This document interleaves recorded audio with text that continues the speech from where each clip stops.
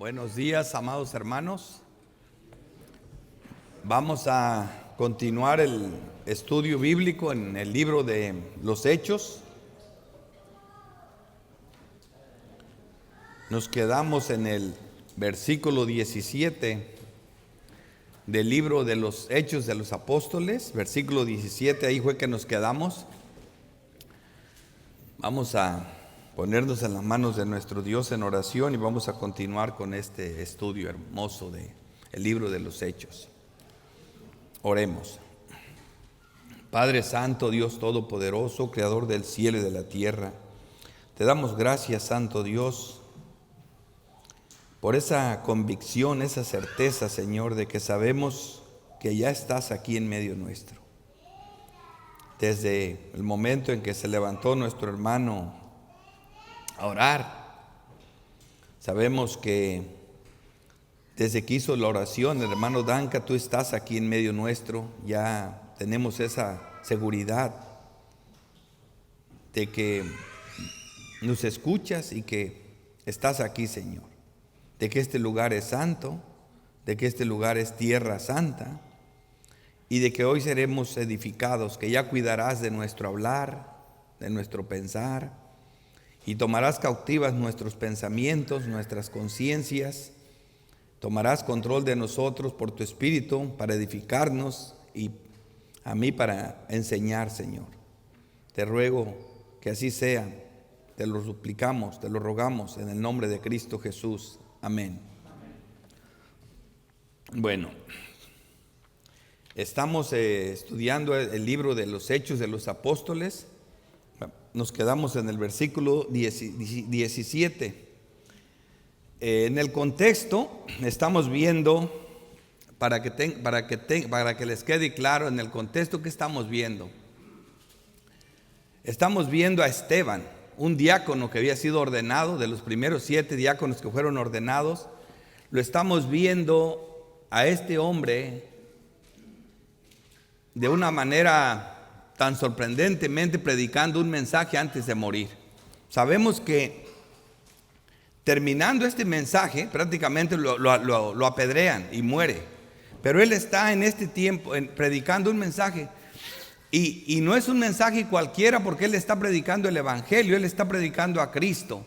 Y cuando está predicando a Cristo, él no tenía el Nuevo Testamento, él solo tenía el Antiguo Testamento. Así que ¿cómo va a predicar a Cristo sin tener el Antiguo Testamento? Bueno, sabemos que él era un hombre que conocía a los apóstoles, ¿verdad? Y sabía de Cristo. Quizás hasta Cristo conoció. Pero lo más importante, hermanos, es que este hombre estaba lleno del Espíritu Santo. O sea que vamos a ver dos aspectos importantes de por qué este mensaje no es un mensaje cualquiera, no es una narrativa histórica del libro de Génesis o de Éxodos. No, esto es algo más serio que eso. Él está predicando un mensaje, está predicando un sermón antes de morir. Y aquí vemos las características que debemos de tener en cuenta. O sea que antes de continuar con este capítulo, versículo 7 y el versículo 17, analicemos el sermón que predicó Esteban. No perdamos de vista dos cosas de vital importancia para una mejor comprensión del texto. Primero, el contexto en que Esteban predica el mensaje y la perspectiva histórica. O sea, él al mismo tiempo está contestando a unos ataques que se le acaban de hacer en Hechos 6, como lo vimos. Por ejemplo, en el 11 dice: entonces sobornaron a unos para que dijese que le habían oído hablar palabras blasfemas contra Moisés y contra Dios. Aquí vemos que está hablando de Moisés y contra Dios. Y vemos justamente a Esteban yendo paso a paso hablando de Moisés. Eso es lo que vamos a ver hoy. Desde el versículo 17 en adelante vamos a ver la narración de Esteban acerca de Moisés. Y aquí dice que está blasfemando contra Moisés y contra Dios. Es una de las acusaciones. En el 12 dice: y solventaron al pueblo, a los ancianos y a los escribas, y arremetiendo le arrebataron y le trajeron al concilio. Pusieron testigos falsos que decían: este hombre, hay otra acusación, no cesa de hablar palabras blasfemas contra este lugar santo, hablando del templo, y contra la ley. Acusado de hablar contra el templo y contra la ley. Esto es bien importante. Está hablando de Moisés, según blasfemando en contra de Moisés, está hablando blasfemias o malas palabras en contra del templo, el lugar santo, y también de la ley. O sea, por esas razones supuestamente lo van a matar. Dice, pues lo hemos oído decir que ese Jesús de Nazaret destruirá este lugar y cambiaría las costumbres que nos dio Moisés. O sea, acuérdense, por eso es lo que estamos viendo aquí. No era cualquier cosa. Otra cosa que tenemos que tomar en cuenta para poder continuar es viendo, para entender a Esteban, el mensaje que está predicando, el sermón que está predicando es, ¿cómo es que puede hacer algo así tan inhumano y milagroso? Porque lo que está haciendo no es cualquier cosa. ¿Te imaginas que tú tengas que predicar a Cristo sin el Nuevo Testamento? Leyendo la Biblia. ¿Por qué creen que los israelitas no creen en Jesús? Porque tenían el Antiguo Testamento y no lo pudieron ver en el Antiguo Testamento. O sea, se necesitaba un milagro. Vemos la razón. ¿Qué es que dice, ¿por qué pudo hacer algo así tan milagroso, hermano? La respuesta la tenía lo que ya vimos, el Hechos 6, versículo 8. Esteban lleno de gracia, o sea, recibió algo inmerecido. Esteban lleno de gracia y de poder, hacía grandes prodigios, señales entre el pueblo. O sea, había un poder. Y el versículo 10 del capítulo 6 dice, pero no podían resistir a la sabiduría y al espíritu con que les hablaba. Había un espíritu guiándolo, y por eso esa sabiduría que lo guiaba de una manera milagrosa a través del Antiguo Testamento, viendo a Cristo. Y aquí adelantando un poco este mensaje, en Hechos 7, 55 dice, pero Esteban lleno del Espíritu Santo. Esa es la otra razón, estaba lleno del Espíritu Santo. Esto no se puede de otra forma. Y luego tenemos la doctrina que nos dice por qué se puede entender la palabra y por qué no se puede entender. O sea, tenemos las epístolas que nos dicen claritamente por qué. ¿Por qué esto era un milagro? ¿Por qué se puede entender? ¿Por qué unos creen y otros no creen? Y la respuesta es 1 Corintios 2:13. Lo cual también hablamos no con palabras enseñadas por sabiduría humana. Óiganlo bien, esto no tiene nada de humano, como les dije. No con sabiduría humana, sino con las que enseña el Espíritu. No le podemos quitar la gloria al Espíritu Santo, porque esto es todo de Él. Acomodando lo espiritual a lo espiritual, lo espiritual a lo espiritual. O sea, el Espíritu de Dios hablándole al Espíritu de Dios que está dentro de todo creyente verdadero. Dice, pero el hombre natural, o sea, el hombre incrédulo, el hombre sin Dios, el hombre natural no percibe las cosas que son del Espíritu de Dios. No las percibe, no las va a entender, no se puede. Por eso digo que esto es un milagro. Es hasta que Dios ilumina el intelecto del hombre, la mente, para que el hombre pueda entender. Dice, no las puede entender, pero el hombre natural, dice, no percibe las cosas que son del Espíritu de Dios porque para él son locura y no las puede entender. ¿Por qué? Porque se han de discernir espiritualmente, y sin el Espíritu, ¿cómo puede? No, es un milagro. Así que no perdamos de vista que lo que estaba haciendo este hombre era un milagro, porque entender lo que él estaba viendo y haciéndolo era un milagro. Dice, y luego dice, en cambio el espiritual juzga todas las cosas, pero él no es juzgado de nadie. Porque ¿quién conoció la mente del Señor? ¿Quién lo instruirá? Mas nosotros tenemos la mente de Cristo.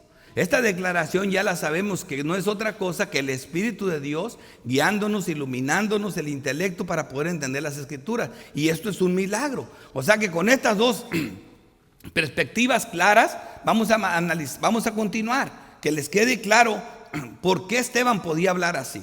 Porque un diácono, que no era un hombre, no era un predicador, era un diácono, y sin embargo pudo hablar así, estaba dando un sermón. Continuamos. Vamos a ver la historia de Israel desde el tiempo de Moisés. Él sigue predicando, versículo 17. Pero cuando se acercaba el tiempo de la promesa que Dios había jurado a Abraham, el pueblo creció y se multiplicó en Egipto, hasta que se levantó en Egipto otro rey que no conocía a José. Este rey, usando de astucia con nuestro pueblo, maltrató a nuestros padres, a fin de que expusiesen a la muerte a sus niños para que no se propagasen. En aquel mismo tiempo nació Moisés. Aquí aparece Moisés. Se le está acusando de hablar mal en contra de Moisés. Y fue agradable a Dios. Y fue criado 3 meses en casa de su padre. Pero siendo expuesto a la muerte, la hija de Faraón le recogió y le crió como a hijo suyo. Y fue enseñado Moisés en toda la sabiduría de los egipcios, y era poderoso en sus palabras y obras. Era poderoso en sus palabras y obras. Moisés también era como Jesús, quien vendría después de él, que era sabio, hábil con palabras y un hombre de poderosas obras.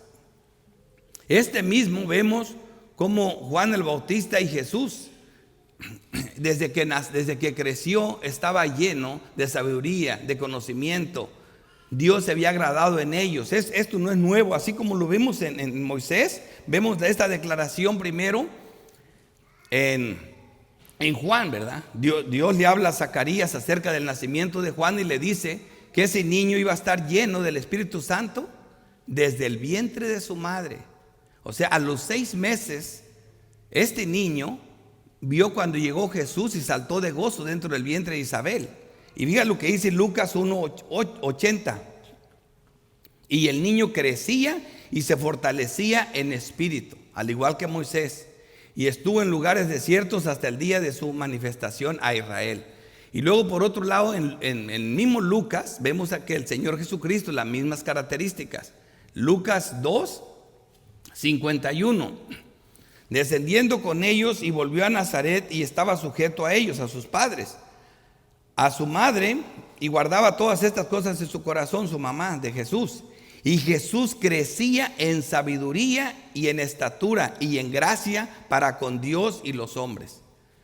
Estas mismas cosas, aquí vemos los nacimientos milagrosos, los nacimientos llenos de gracia, los nacimientos llenos de sabiduría, las personas que crecían en sabiduría y en conocimiento desde niños. Vemos 3 ejemplos como lo vemos aquí. Estamos comparando a Moisés con Cristo. Eso es lo que está haciendo Esteban. Vemos ahora a Israel rechazando a Moisés. Versículo 23. Cuando hubo cumplido la edad de 40 años, le vino al corazón el visitar a sus hermanos, los hijos de Israel. O sea, cuando hubo cumplido la edad de 40 años, o sea, en un tiempo señalado, al igual que Cristo, hasta que llegó su hora, no antes ni después, Moisés, al igual que Cristo, comienza su ministerio en favor de su pueblo, en el tiempo señalado por Dios. Versículo 24. Y al ver a uno que era maltratado, lo defendió, hiriendo al egipcio. Vengó al oprimido, pero él pensaba que sus hermanos comprendían que Dios les daría libertad por mano suya, mas ellos no lo habían entendido así. ¿Ves? Todo lo contrario.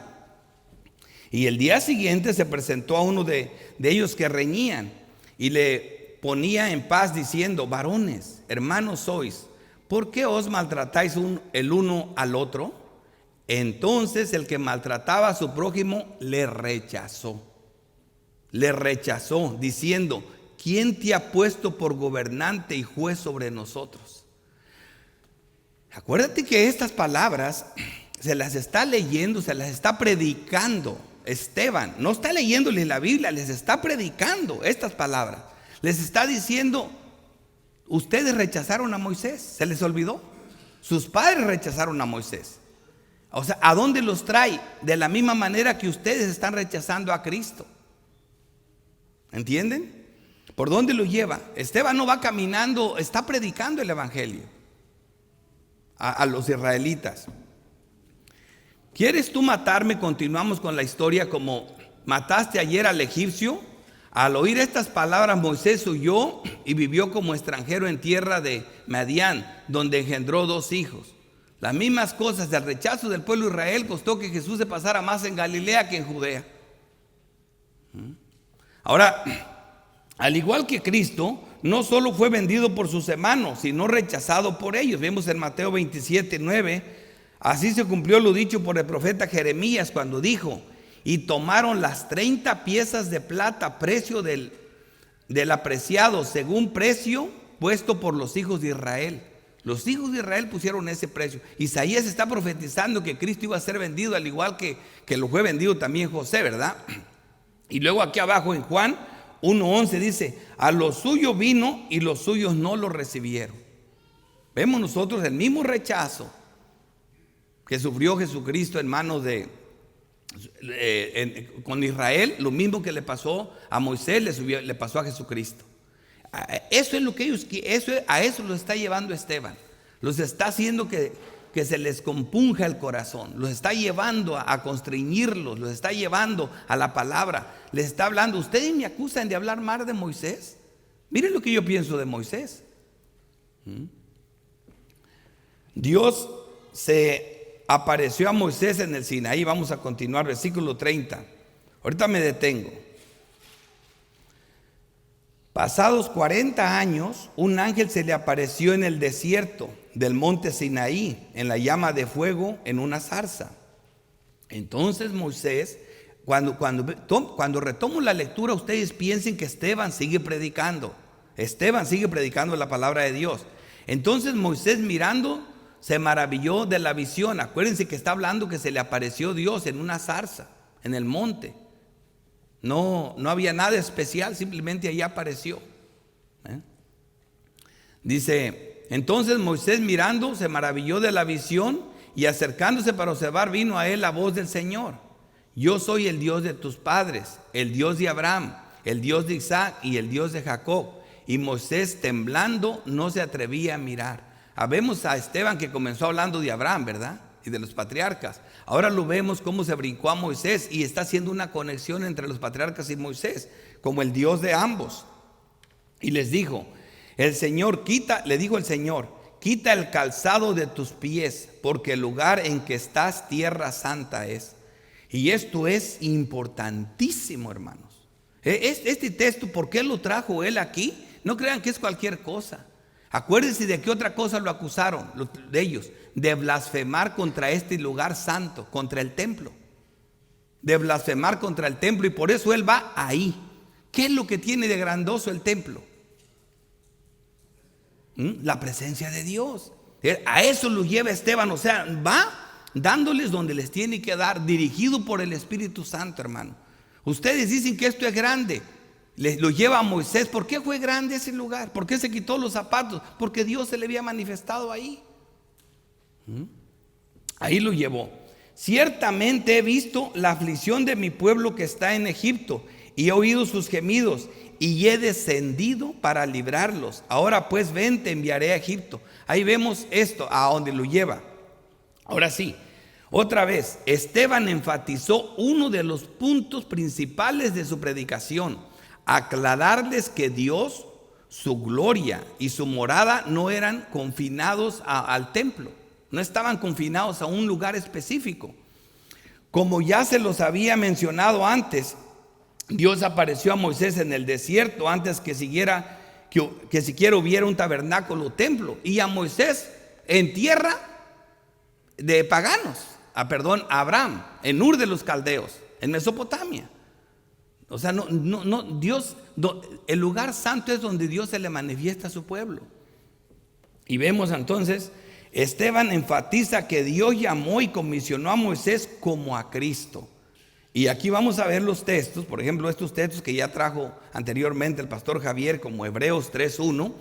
Dice: por tanto, hermanos santos, participantes del llamamiento celestial. Mira la conexión.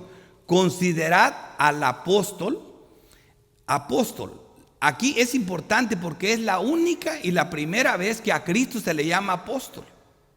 Pero oigan, dice apóstol y sumo sacerdote de nuestra profesión, Cristo Jesús. Nosotros sabemos que Cristo es rey, Cristo es profeta y Cristo es rey, profeta y sacerdote, como lo dice aquí el texto. Pero aquí dice que es apóstol. Pero aquí dice que es comisionado.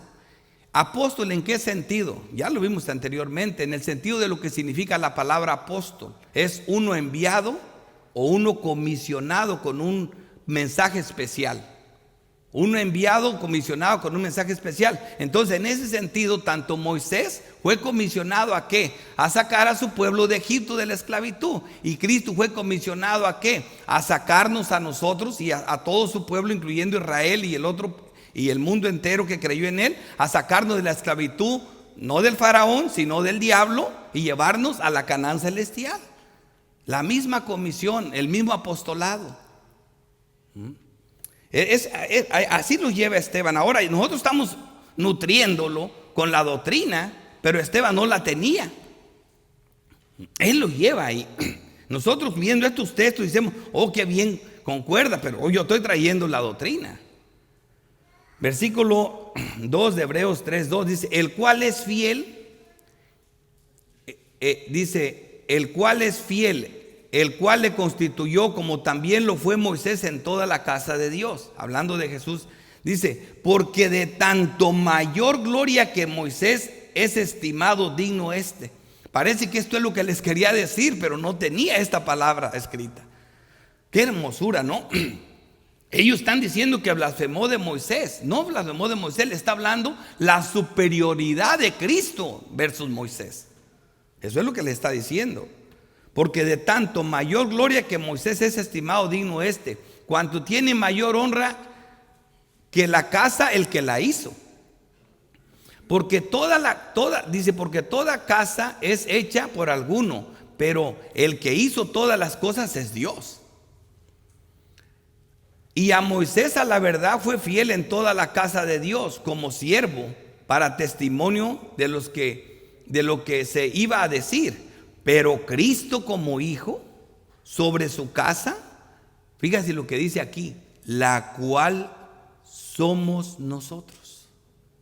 Fíjate la diferencia del templo. A eso lo está llevando Esteban. No estoy blasfemando. Cristo dijo, destruyan este lugar y en 3 días les tengo otro. ¿De qué estaba hablando? Más él hablaba del templo de su cuerpo. ¿Y cuál es el templo el cuerpo de Cristo? La iglesia. Y eso es lo que estamos viendo ahorita. Por eso es tan importante. Pero Cristo como hijo sobre su casa, la cual casa somos nosotros. Obviamente, todos los que estamos aquí, ¿no? Entonces, ¿cuál es de nosotros? ¿Ok? La cual, fíjate lo que dice, si retenemos firme hasta el fin la confianza y le gloriarnos en la esperanza. O sea, los verdaderos creyentes de todo el mundo, donde quiera que están, son parte del templo de Cristo. Eso es el lugar. Donde se reúnen es tierra santa, es el lugar de la presencia especial de Dios. ¿Y dónde lo vimos eso? En la doctrina, en la palabra de Dios. Por eso les dice Jesucristo, destruyan este templo y en 3 días tengo otro. Y esto también les dijo el profeta y Cristo mismo. Vamos a ver aquí. Este punto es importantísimo. Ahora, yo lo estoy enfatizando con toda la información que tenemos ahora. Esteban no la tenía. Mira lo que dice Oseas 6:1. Venid y volvamos a Jehová, porque Él arrebató y nos curará, hirió y nos vendará. Nos dará vida después de 2 días. ¿Tú te imaginas que alguien 600, 700 años antes de Cristo nos esté diciendo estas palabras tan incomprensibles? Mira, nos dará vidas después de 2 días. Y al 3er día nos resucitará y viviremos delante de Él. Los 3 días que le tomó a Cristo construir un templo. Un templo para darnos vida. Los 3 días. Y aquí vemos la respuesta a Herodes, que le quería matar. En Lucas 13, fíjate lo que dice Lucas aquí, Jesucristo mismo. Jesucristo sabe, esto que dijo Oseas era palabra de Dios. Mira Jesucristo, Lucas 13:32. Y les dijo, vienen aquí hablándoles que lo que quería hacer Herodes con él, dice Jesús, le dice, y de decir a aquella zorra, así le dice a Herodes, y de decir a aquella zorra, he aquí hecho fuera demonios y hago curaciones hoy y mañana y al 3er día termino mi obra. Wow. O ¿Se fijan cómo concuerdan las palabras del profeta con la obra que Cristo vino a hacer? Él es el que iba a hacer eso. De este estaba hablando Oseas. Continúa Cristo en Lucas 13, dice: sin embargo, es necesario que hoy y mañana y pasado mañana siga mi camino, porque no es posible que un profeta muera fuera de Jerusalén. Ahí vieron todos, ahí voy a morir yo igual. Jerusalén, y continúa en el versículo 34, Jerusalén, Jerusalén, que matas a los profetas y apedreas a los que te son enviados. ¿Cuántas veces quise juntar a tus hijos como la gallina a sus polluelos debajo de sus alas y no quisiste? Hubo rechazo. Moisés quiso juntar al pueblo y ellos lo rechazaron. Cristo quiso juntarlos como la gallina a su polluelo y no quisiste, dice. He aquí vuestra casa os es dejada desierta. Ese templo tan glorioso, ese templo del cual estaban orgullosos, iba a quedar desierto para siempre. He aquí vuestra casa os dejada desierta. Y os digo que no veréis, no me veréis hasta que llegue el tiempo en que digas: bendito el que viene en el nombre del Señor. Jesús les explica la nueva realidad del templo, lo que para ellos resultaba totalmente incomprensible, y no solo para ellos. Hay muchos hoy en día sin poder entender la realidad del nuevo templo en el nuevo pacto, hermanos. No solo ellos estaban así. Hoy en día todavía muchos están esperando que ese templo y que esa construcción y que otro templo y que el templo. No se les puede dar a entender cuando la palabra de Dios es tan clara. Jesucristo les dice: destruyan el que yo voy a construir. Es el mismo que habló Ezequiel, es el mismo que hablaron los profetas. No estoy construyendo otro templo, pero este es espiritual, no es físico. Vemos ahora sí en Juan 2, 18. Los judíos respondieron, le dijeron: ¿qué señal nos muestras ya que haces estas cosas? ¿Qué acababa de hacer Jesús? Tomó un látigo, destruyó todas las cosas en el templo y purificó el templo. Los acusó de que eran una cueva de ladrones que estaban haciendo un negocio en la casa de su padre. Le dio el celo por el templo de Dios y se suelta haciendo eso. ¿En qué contexto está hablando Jesús? En el contexto del templo, de lo que estaban haciendo con el templo. Ahora Jesús les dice, respondió Jesús y les dijo: destruir este templo y en 3 días lo levantaré. ¿Ves lo incomprensible? A eso vino él, a hacer otro. Dijeron luego los judíos: en 46 años fue edificado este templo y tú en 3 días lo levantarás. Así piensan los hombres, así piensa la razón humana. Sin el poder de Dios nadie puede entender algo. Es que 46 años le tomó a Herodes construir ese templo y él en 3 días lo iba a levantar. Era una locura si se emplearon miles de hombres para hacer esto. Y él en 3 días lo iba a levantar. O sea, así piensa el hombre. Por eso dice: para el gentil locura, pero para nosotros Cristo es poder de Dios. O sea, si Dios no hace nada, si no ilumina el intelecto, nadie puede entender la palabra de Dios. Ahora vemos lo que dice la doctrina. Juan es doctrinal en muchos aspectos. Aquí Juan en el versículo 21 va a dar una declaración doctrinal clara. Dice: mas él hablaba del templo de su cuerpo. Ese es el nuevo templo, el cuerpo de Cristo, el cual es la iglesia. ¿Dónde dice eso? Ahorita lo vamos a ver. Ahora vemos cómo, ya sabemos, los apóstoles lo explican aún más claro. Primera de Corintios 3:16. ¿No sabéis que sois templo de Dios? Fíjate lo que te dice ya la doctrina clara, prosa literaria, lenguaje claro que no tiene que ser interpretado. ¿No sabéis que sois templo de Dios y que el Espíritu de Dios mora en vosotros, los creyentes? Si alguno destruye este templo, Dios le destruirá a él, porque el templo de Dios, el cual sois vosotros, santo es. Estaban acusando a Esteban de que estaba hablando contra ese lugar santo, blasfemando. Esteban dijo, Cristo dijo que lo destruyen y que en 3 días levanta otro. Eso era una blasfemia. Pero mira la palabra de Dios, lo que no entendían ellos. ¿Se fijan cómo agarramos un lenguaje histórico, una narrativa histórica, a la luz de la doctrina toma vida? Si no le sacamos el jugo a ese hermoso sermón de Esteban lleno del Espíritu Santo. Y nomás decimos, está narrando el Antiguo Testamento, está narrando toda la historia de los patriarcas. Pero no, hermanos, él lleva un propósito. Él no ha perdido el hilo. Por eso un sermón, un mensaje, una predicación, no solo es leer la Biblia, es entregar el mensaje que está en el texto que estamos leyendo. Eso es predicar. Segunda de Corintios 6:16. ¿Y qué acuerdo hay entre el templo de Dios y los ídolos? Porque vosotros sois el templo de Dios viviente, vosotros los creyentes. Como Dios dijo, habitaré y andaré entre ellos. Es lo que estaba diciendo cuando comencé a orar. Estoy convencido de que Él ya está aquí, entre nosotros, porque Él lo prometió. Donde se reúnen 2, 3 en mi nombre, ahí yo estoy en medio de ellos. Y está hablando de verdaderos creyentes. Habitaré y andaré entre ellos, dice, y seré su Dios y ellos serán mi pueblo. Nosotros somos el Israel celestial, el pueblo de Dios, compuesto por israelitas y por todo tipo de personas que creen en el Señor. Ningún texto como este para explicar la realidad doctrinal del nuevo templo, tanto a gentiles como a los judíos. Este templo era claro para que lo entendieran tanto judíos como gentiles, tanto israelitas, prosélitos o gentiles. Mira lo que Efesios 2:19. Ay, cómo tenemos esta palabra tan clara nosotros. Eso es una cosa de verdad, de darle gracias a Dios. Efesios 2:19.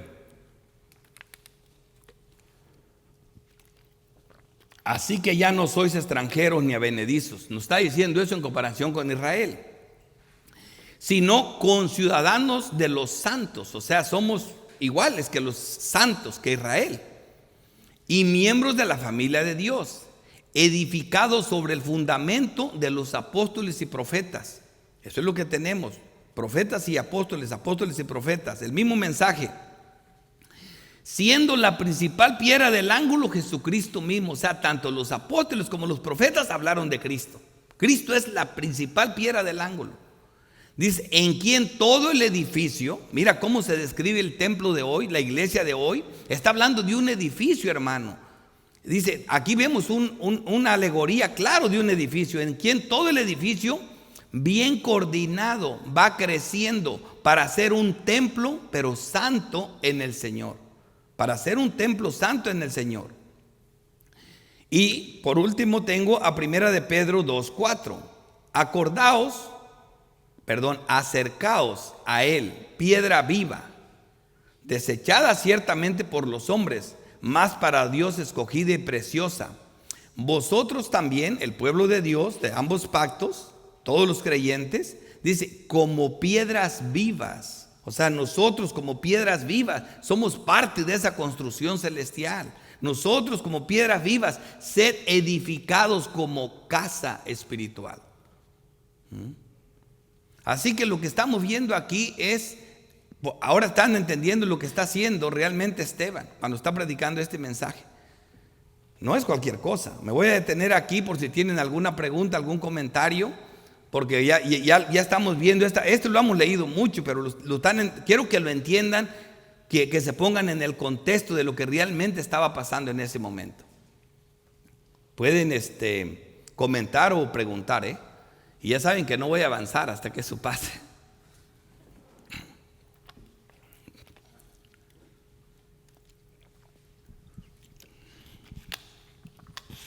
Ya está. Bueno, dos cosas rápido. Primero, regresando al versículo 22, cuando dice, y fue enseñado a Moisés en toda sabiduría de los egipcios, y era poderoso en sus palabras y obras. Cuando leímos ese versículo, recordé precisamente cuando Dios se le aparece en la zarza, y bueno, ya saben, la primera reacción de Moisés fue negación, porque él decía que él era un hombre torpe para hablar y todo lo demás. Pero aquí dice que él era un hombre poderoso en palabras y obras. Entonces aquí la pregunta es, ¿por qué? ¿Por qué allá Moisés se define a sí mismo como un hombre torpe, lento para hablar? Y aquí Esteban lo pone como un hombre poderoso en palabras. Yo creo que esa pregunta es bien importante porque nos hace ver que, otra vez, esto no es por hombres ni de hombres, sino de Dios. O sea, Moisés era poderoso en palabras o era elocuente con respecto a lo que el mundo enseñaba. Porque es lo que dice ahí, dice, era enseñado en toda sabiduría de los egipcios y era poderoso en sus palabras y obras. O sea, para el mundo, pues sí, era una persona muy elocuente, muy hábil para hablar. Pero qué diferente, y eso tiene que ver, como digo, con la aparición de Dios en la zarza. ¿Cómo se ve Moisés ahora frente a Dios? Esa es la pregunta, ¿no? El punto. Por muy hábil, por muy inteligente que fuera, por muy elocuente que fueran sus palabras, cuando ahora está de cara frente a Dios, ahora se ve a sí mismo como un torpe, como alguien que no está listo y que no está preparado. Y yo creo que esa, en cierta manera, es la actitud de todo creyente verdadero, porque una cosa es tener el conocimiento del mundo y otra cosa es el conocimiento de Dios. Entonces, y como vimos, como lo mencionaste al principio, y este es un conocimiento que no es natural en nosotros, esto solamente viene por la obra del Espíritu. Entonces, me llama la atención eso. Y también, siguiendo un poco con el tema de la zarza, pues ese lugar no tenía nada especial en realidad, no era más que un árbol seco, lo que fuera. Y pues, sin embargo, allí lo especial fue la presencia de Dios, ¿no? Y ahora también entendiendo los textos que leíste, de que ahora el templo del Señor es Cristo. Por ejemplo, en Isaías 53, cuando dice: ¿quién ha creído nuestro anuncio y sobre quién se ha manifestado el brazo de Jehová? Dice: subirá cual renuevo delante de él y como raíz de tierra seca. Esto yo sé que no es lo mismo, pero pienso en la zarza, un árbol seco. Sí. No hay parecer en él ni hermosura, le veremos más inatractivo para que le deseemos. O sea, vamos a decir, desde una perspectiva física, y luego sigue diciendo: despreciado y desechado entre los hombres. ¿Ve? O sea, vamos a decir, desde una perspectiva humana o física, el Señor Jesucristo no tenía ningún atractivo, no tenía nada, ¿verdad?, que fuera, vamos a decir, aparentemente digno de seguir. Sin embargo, lo grande, al igual que ocurrió con la zarza, fue la presencia de Dios. Lo grande en Cristo no era su apariencia física, ni su habilidad para hablar, no, lo grande en él es que era Dios mismo el que estaba ahí, hombre. Y él es el verdadero templo del Señor, al cual han despreciado. Y iba a decir también esto, que el problema en realidad, y por qué Esteban trae también esta prédica, bueno, ya sabemos las acusaciones que le hicieron. El problema de fondo es el mismo de los judíos en tiempos del Señor.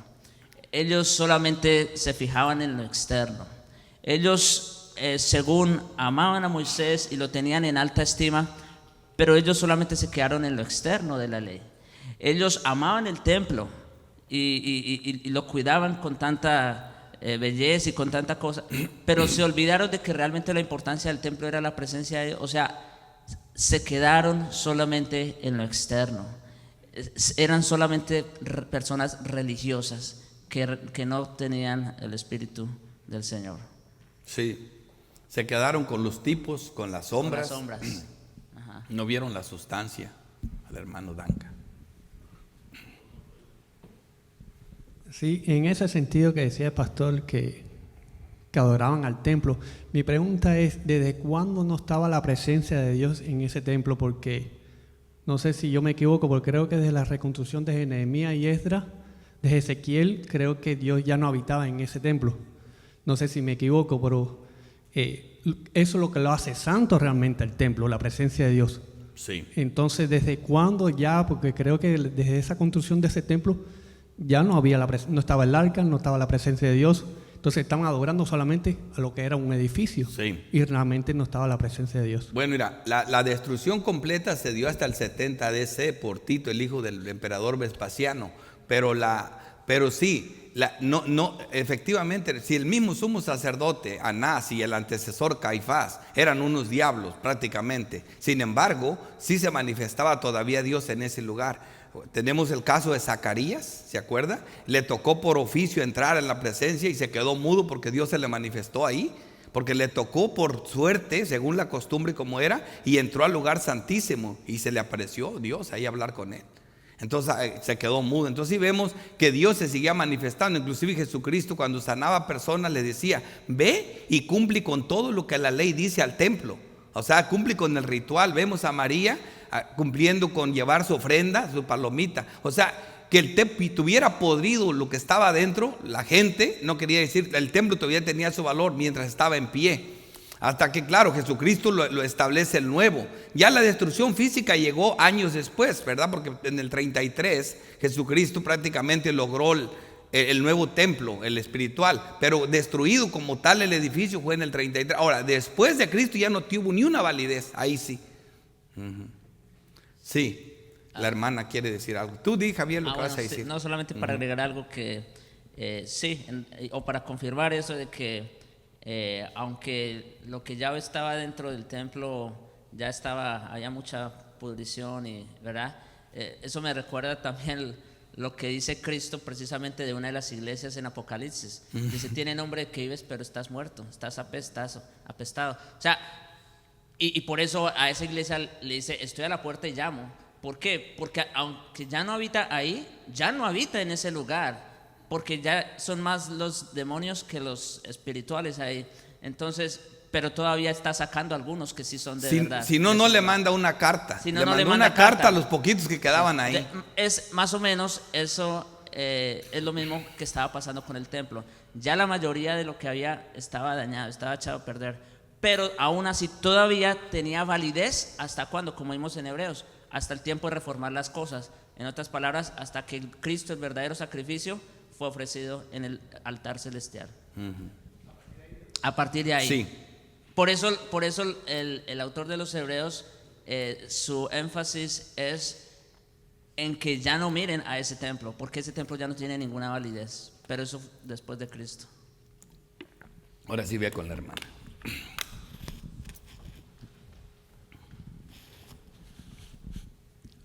Creo que ya lo dijo el hermano Javier, pero en lo que yo entiendo, sí, ya no estaba ahí la presencia de Dios, ¿verdad? Porque como usted dijo, eran pura gente malvada, pero lo que yo entiendo, no sé si estoy en lo correcto, es que las profecías se tenían que cumplir hasta que Jesús naciera, ¿verdad? Como en Zacarías y en algunos otros sí.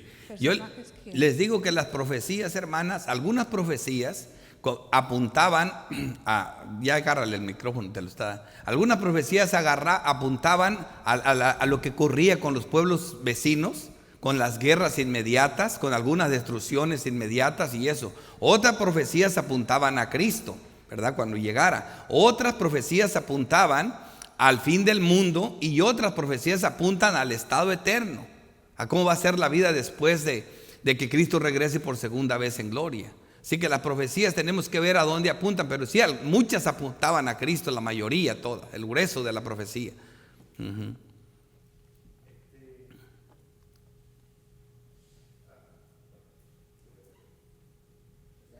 Sí. Sí, pastor. Continuando es que quiero tratar de entender algo. De acuerdo a lo que dice Hebreo con respecto al templo y hablando de la presencia especial de Dios en ese lugar, entonces puedo pensar yo que a partir del momento del sacrificio de Cristo, que ese velo se rompe, podríamos ver que entonces ya esa presencia especial dejó de estar allí, o después de eso, antes de ser destruido físicamente ese templo, continuaban sucediendo cosas o cómo. O sea, ¿es correcto pensar eso? En el momento en que se rompe el velo, ya en ese momento sí dejó de ser, digamos, ese lugar santísimo o especial que ellos pensaban que sí era o que era. Ahí fue que ocurrió. Porque mira, la prueba más grande de eso es que Cristo, a través de su muerte, dicen que el velo fue rasgado. Ahora, por la doctrina, lo que nos dice el libro de Hebreos, es que Cristo nos introdujo al lugar santísimo. Tenemos acceso donde no podía entrar solamente el sumo sacerdote. Ahora nosotros podemos entrar para encontrar gracia para el oportuno socorro. O sea, Cristo nos introdujo al lugar santísimo. Así que ahí es donde, por eso dice en 3 días. El templo nuevo está listo en 3 días, o sea, comienza desde que comienzan a matarlo hasta su muerte, su resurrección. Ahora, lo que quedó ahí, el templo físico duró 70 años más, pero eso ya no tenía ahora sí ningún valor. Por eso Esteban está predicando consciente de eso, y por eso se ve por eso lo matan, porque realmente era difícil de entender eso. O sea que ellos seguían haciendo sacrificios y haciendo todos los rituales, pero espiritualmente no pasaba nada. O sea, ellos pensaban que sí, pero ahí no pasaba absolutamente nada. Entonces tampoco ni perdón de pecados, ni propiciación como se hacía anteriormente. Ok, quedó anulada, sin validez, todo rito que ellos hacían a partir de ese momento. Exactamente. Si ahorita los dejaran, que te digo, tendría que pasar una 3ª guerra mundial, pero si los dejaran ahorita, si la ONU sacara a todos los palestinos del territorio y los dejaran, construirían el templo.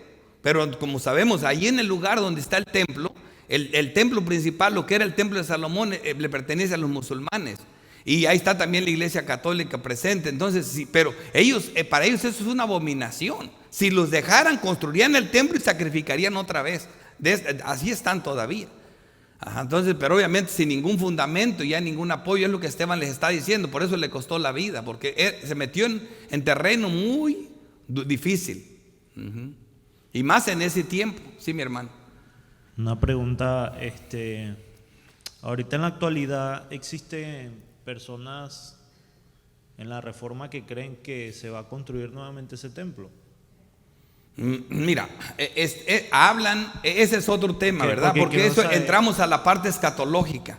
Y en la escatología, todo el que no es amileniarista, el que es dispensionalista, si llega a creer algo como eso. Todavía piensan, porque si MacArthur, por ejemplo, cree en las doctrinas de la gracia, ¿me entienden? MacArthur pues, sabe mucho. Y sin embargo, él está fielmente creído que se va a construir otro templo.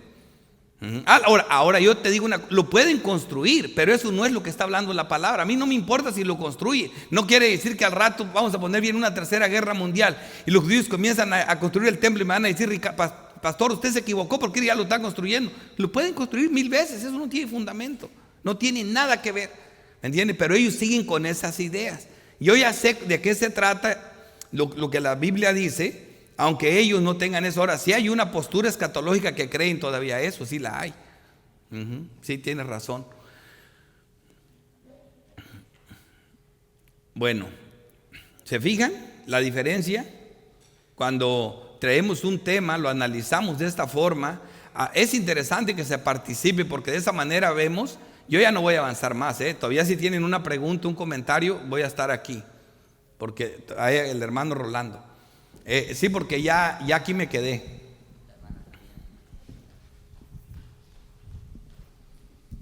Nada más un comentario, hermano. A lo mejor no es correcto, pero yo escuché una explicación de un predicador reformado que dijo que acerca de cuándo fue la última vez que el templo estuvo Dios ahí, por decirlo así.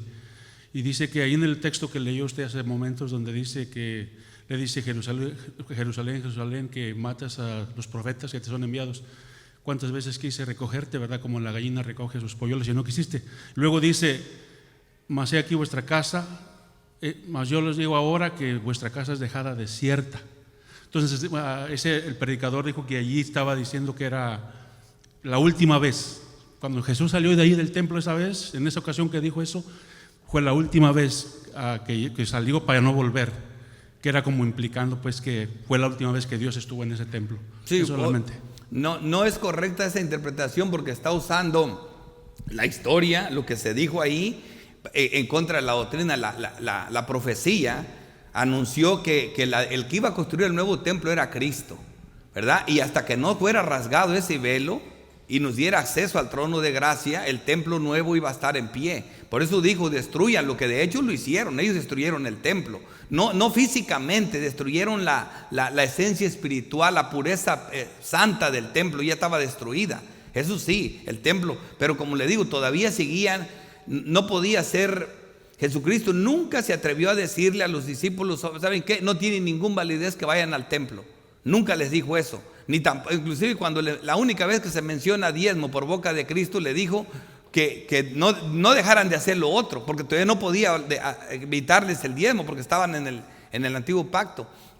Sin embargo, es claro por la doctrina que el nuevo templo, doctrinalmente hablando, es claro que se establece con Cristo, porque Cristo dice, yo voy a construir el nuevo, y Él dice los días que le tomaría, 3 días. Así que el nuevo templo estuvo de pie en el surgimiento de la iglesia. Ahora, ¿cuándo realmente la vemos literalmente ese templo otra vez? Bueno, en la iglesia en Pentecostés, en el surgimiento de la iglesia. Ahí vemos ya realmente eso, aunque ya tenemos allí que antes de Pentecostés ya estaba un pueblo reunido, esperando ese momento que también era el pueblo de Dios. Pero realmente, y ahora ya sabemos que es el pueblo de Dios, es el grupo de personas, la iglesia, por donde quiera que esté. Sí, algunos, es como les digo, también en la Reforma, algunos teólogos hablan de palabras y ellos creen que tienen razón, pero de alguna manera están confundidos. Hermano, yo tengo una pregunta. Sí.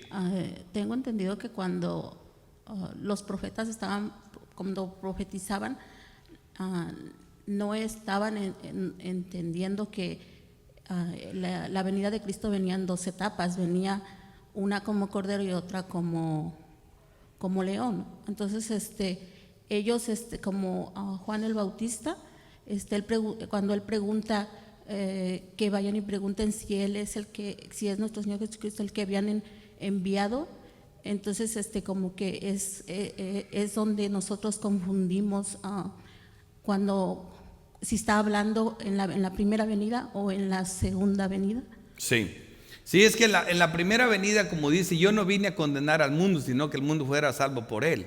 Entonces en la primera venida vemos a Jesucristo que viene a salvar, como dice usted, viene como un cordero, viene a cumplir con el que en él cree, él lo redime con su sangre y eso. En su segunda venida todo es diferente, ¿verdad? Vemos a Jesucristo, ahora sí que viene en juicio.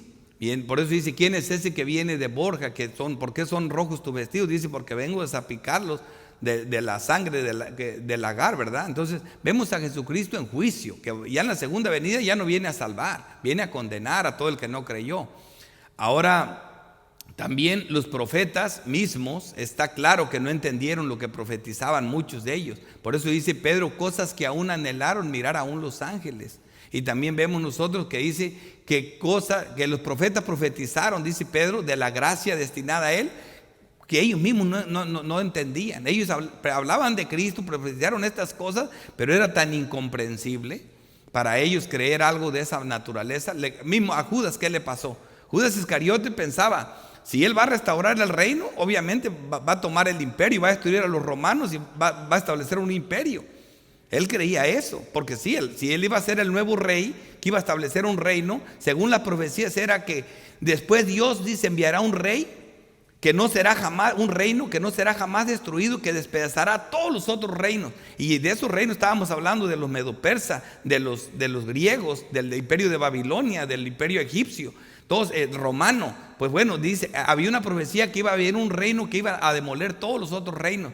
Y por eso ellos creían que iba a ser un reino con pompa, un reino poderoso, no uno montado en un burrito ahí. Sí, era muy difícil entender eso. Sí. Pastor, ¿cómo decimos nosotros que en el Antiguo Testamento los hermanos que eran salvos, ellos creían que en un Redentor? Pero allí en lo que dijo usted ahorita, allí en 1 Corintios 2, que dice, el hombre natural no percibe las cosas que son del Espíritu.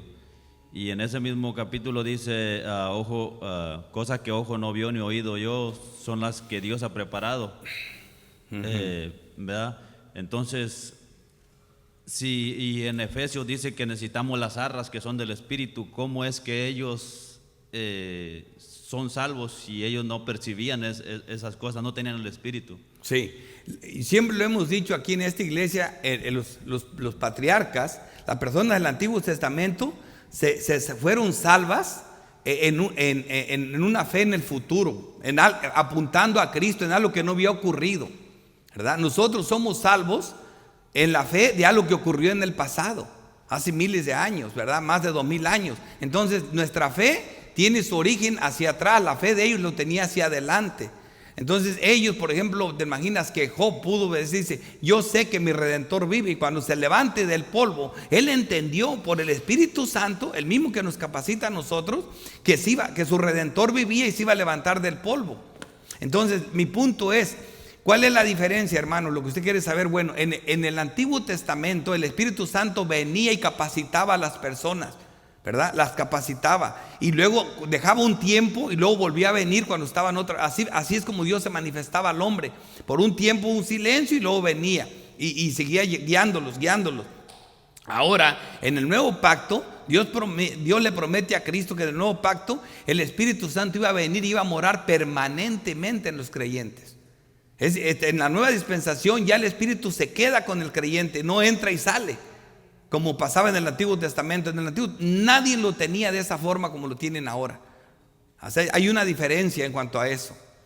Ya no creo que haya tiempo. Ya voy a parar. Una última. Ajá. Respecto a lo que preguntó el hermano, también podemos decir que lo que pasa es que la diferencia también era, y de hecho esto lo vamos a ver cuando estudiemos próximamente los pactos, que él les decía a los del grupo del discipulado que nos va a ayudar mucho como iglesia. Ellos, en lo que usted dijo, o sea, ¿quiere decir que había dos tipos de maneras de salvarse? En el antiguo era de una manera y ahora nosotros en otra. No. Siempre ha sido por fe. Ahora, ¿cuál es la diferencia en que los del Antiguo Testamento, los que veían al futuro, como usted lo dijo, era fe puesta en la promesa del Redentor que había de venir? Entonces, ahora nosotros, ¿cómo nos salvamos? También por fe, pero en el Redentor y que vino y que ya cumplió, que fue Cristo. Entonces, ¿qué decimos nosotros? Siempre lo estamos repitiendo, que somos por fe, somos salvos, ¿verdad? Y la Escritura lo dice. Nada más la diferencia era ellos por fe en la promesa, y eso se va a explicar más a profundidad en los pactos, por fe en la promesa, y nosotros por fe en el Redentor que ya vino, ya cumplió eso, ya cumplió la promesa. Esa diferencia. Gracias, hermano. Así es otra forma de explicar bien eso. Como quiera, también acuérdate la epístola del apóstol Pedro dice bien clarito, dice que el Espíritu de Cristo estaba en los profetas. O sea, ya siempre Cristo estuvo en el Antiguo Testamento con teofanías, que se le apareció a Abraham, se le apareció a Moisés. O sea, todo eso es Cristo. El Cristo preencarnado, diríamos así. Vamos a orar. Padre Santo, Dios Todopoderoso, Creador del cielo y de la tierra, te damos gracias, Santo Dios, porque eres fiel, porque tu amor es eterno, porque tu gracia es para siempre.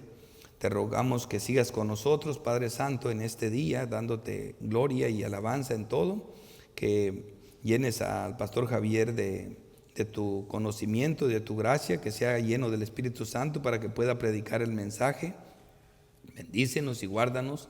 Y sigue con nosotros en la convivencia de los santos y capacitándonos en todo y en las alabanzas. Te lo rogamos, Padre Santo, en el nombre de Cristo Jesús. Amén.